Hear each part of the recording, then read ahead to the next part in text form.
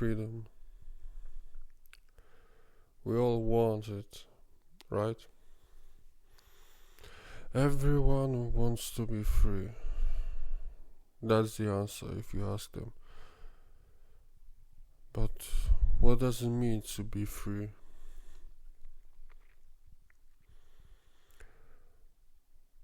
Truly free. To what extent do we want to be free? Or can we? Can we be completely, truly free?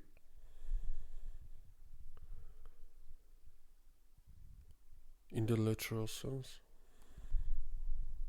For as long as we humans are walking on this planet, we ask this question about the free will, right?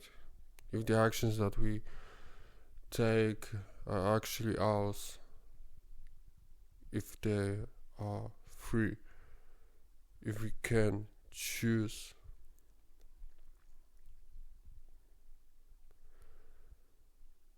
And if that choice is truly from our own will, not forced, freedom can take so many different forms: physical, emotional, psychological, financial. And let's take a look at each of them and see how truly free can we be. So to be free you need money, right? To be financially free. To not work where you don't want to work. To do jobs that you hate. You don't want that. Nobody wants that. So you want to have enough to be secure, to choose what you want to do, and not just do what needs to be done to stay alive. In order to make money, to take care of yourself, of your needs and the needs of people around you. However, on the other hand, we have so many people saying that money is slavery, right? That this idea of pursuing money and wealth, that's something that takes away the freedom.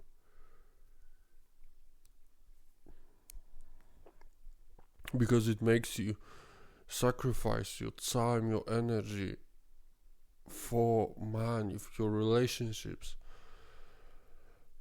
The time and energy that you can spend in other area, but you're willing to spend it to make money. And personally I disagree with that, because, well, like I said, you need money to be secure.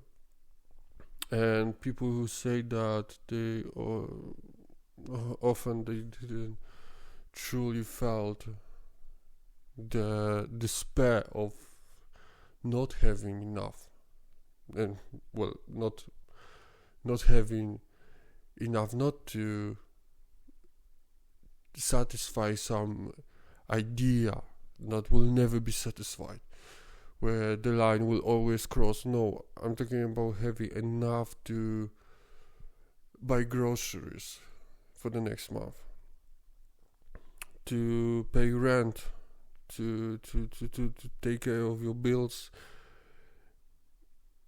I feel like the people who say that money slaves you, that you become the slave of pursuing wealth, like these are the people and the message that keeps you, so many people in poverty.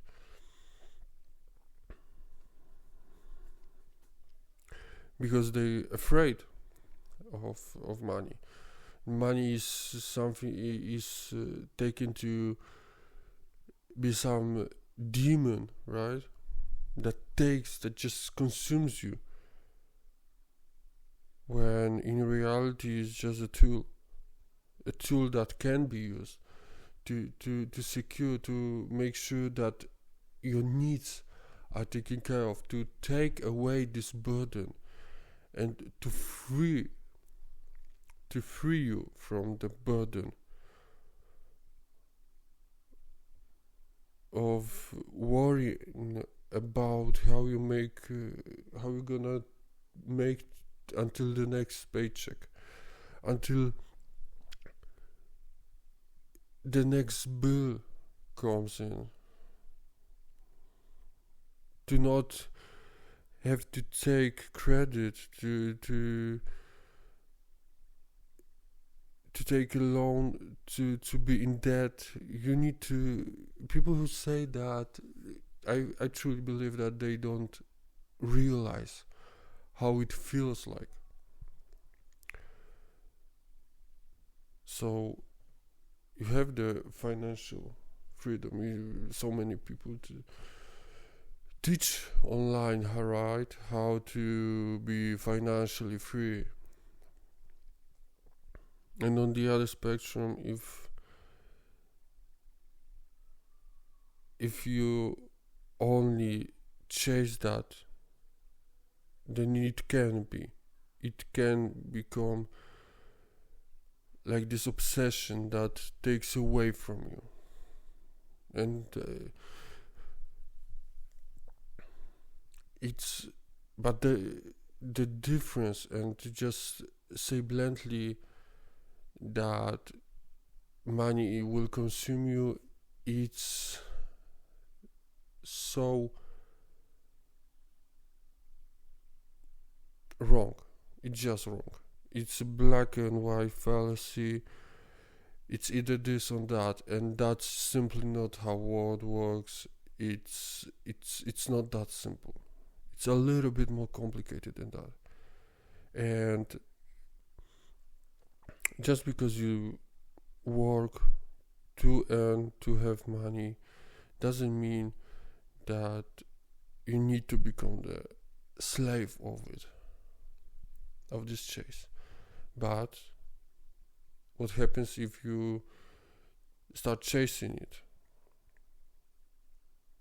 Then at some point you maybe lose the track of reality, of your initial goals or principles, and you can lose that freedom. Which brings us to the conclusion that it's not about money.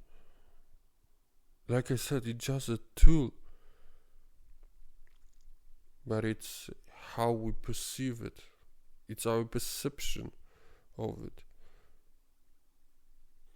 It's how you look at it.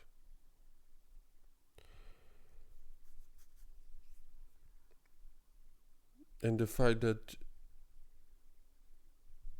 you're in control, if you remember that it's your time, your energy, your will, your life, when you are conscious of it, aware of it, you cannot just lose the freedom. That's the free choice. Only then you can actually truly choose how much you're gonna work, how much you're gonna trade for money. Only that. Only then. So then you have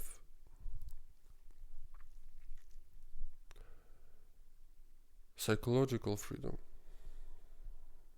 The freedom to actually think on your own.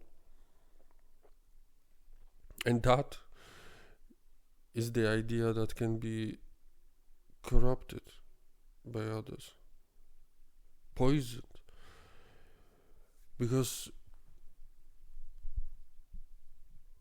so often when you're not an expert on something, and you can be so easily manipulated, and people just simply don't realize that.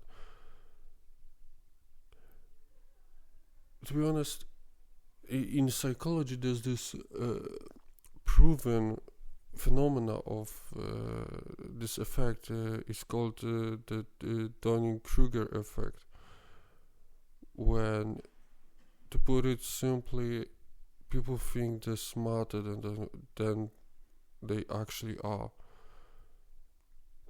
And it's proven time and time again, and people don't realize how easily it is to manipulate the perception. So you have so many misinformed people, so much misinformation going around, and people who are not experts in certain areas talking with authority on the subject that they don't simply know much. You can have a mathematician and astrophysicist suddenly talking about social psychology or philosophy, or biology, like they're the expert of it. And it can be so misleading. I mean, that leads us to people not trusting the actual experts on the subjects, that they know what they're talking about. And it makes them vulnerable. And it takes the psychological freedom of thinking freely. Because it all takes this idea of thinking freely to spread this and use it to spread the misinformation on subjects. Because we all like to think of ourselves as the smart ones.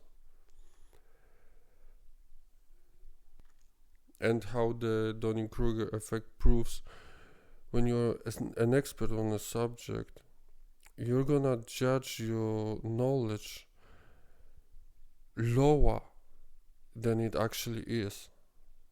When someone who's not that knowledgeable will increase how they see themselves in that area.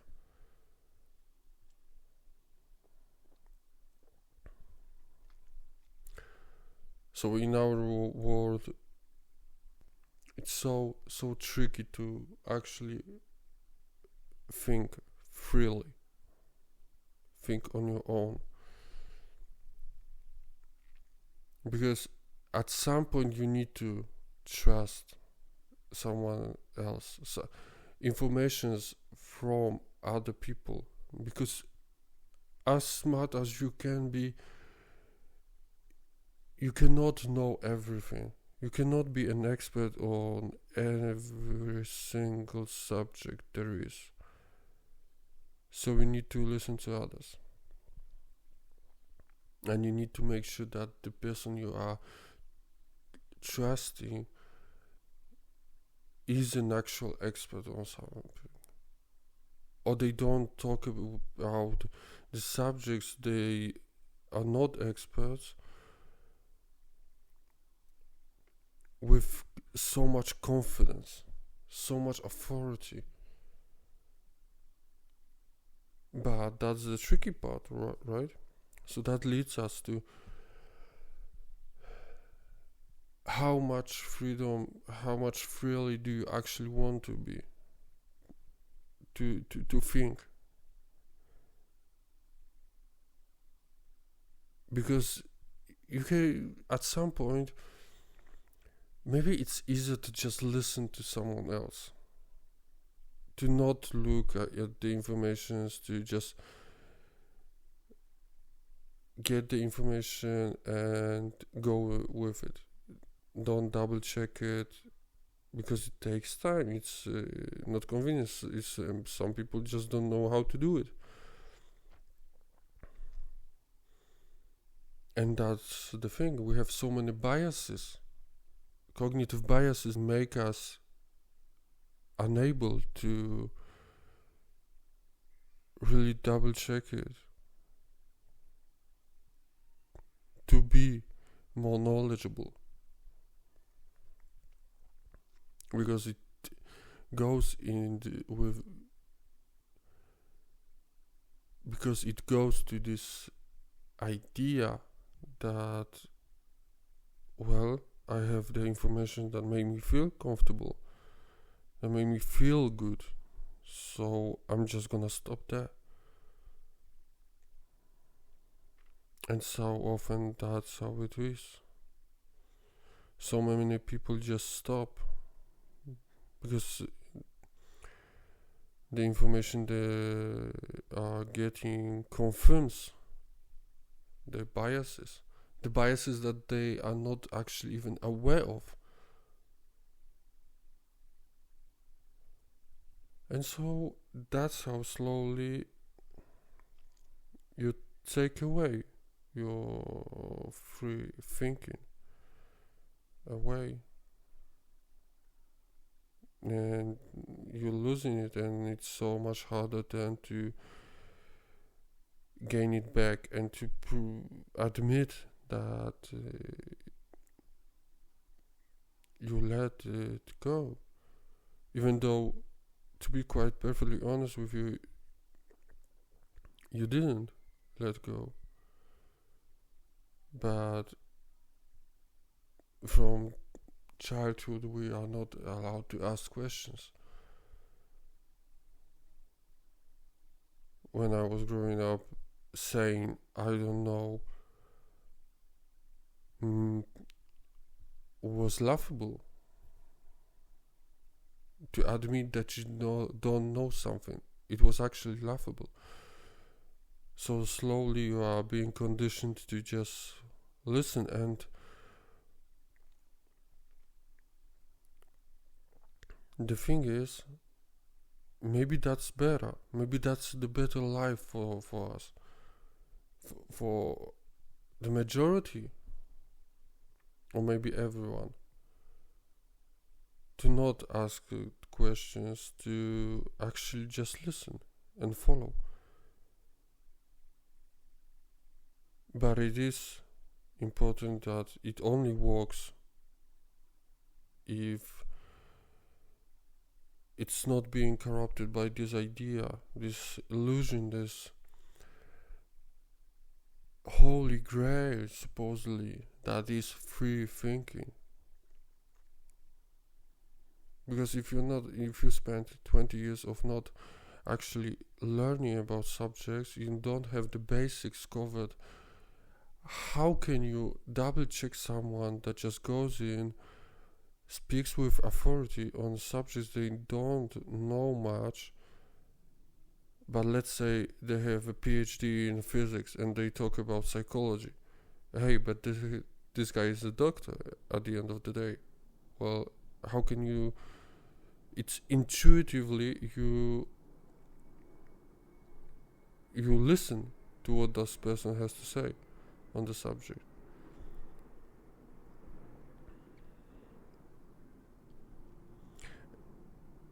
And that's how you lose the freedom of thinking, this psychological freedom. You can talk about emotional freedom, how it ties up to it, how people like to play on emotions. You see it so often in politics, how certain political ideas are being just taken and presented purely on the basis of emotions. And that is your psychological freedom taken away. It's being corrupted, it's being taken advantage of.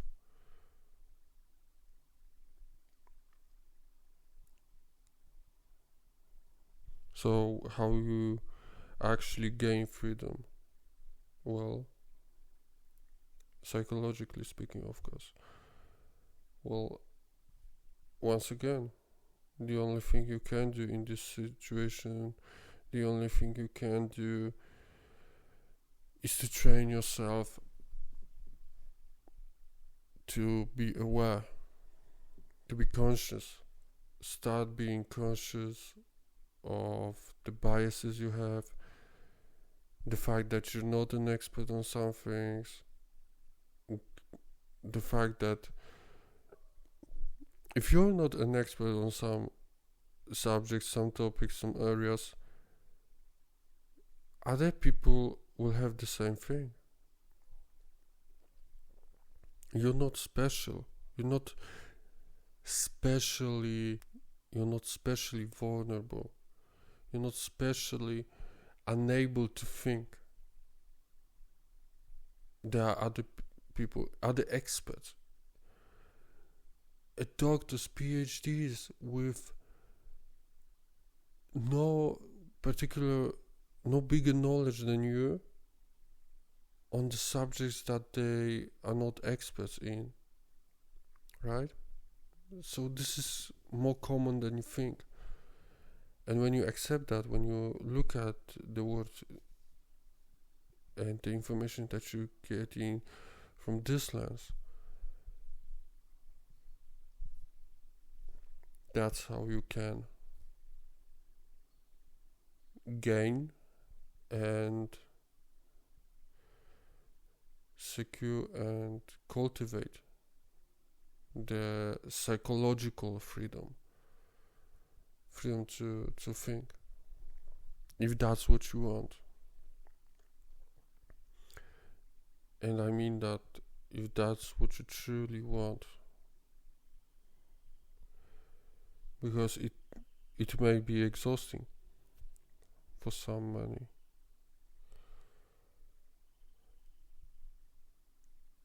And of course, the simple idea of physical freedom. You don't want your physical freedom to be taken away. You don't want to go to jail. You don't want to be a slave. Like we abolished, right, slavery in our Western world. And officially in other parts of the world, but in reality we have other forms of slavery.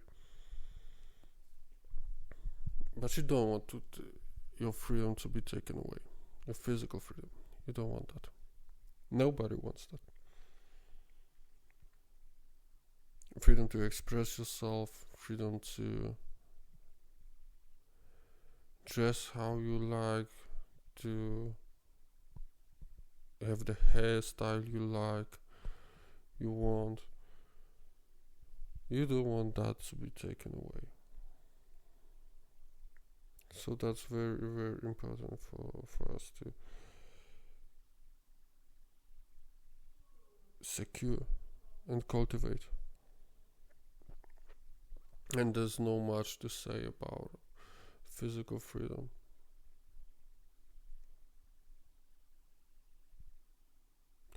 Well,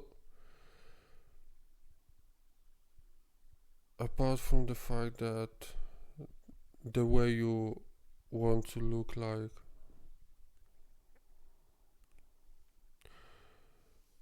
can be dictated by other people, and at some point you may think to yourself that you don't look the way you want to look based on others' opinion. And the reality is everyone has some parts of the body that they don't actually like. It doesn't matter if you're a supermodel or not.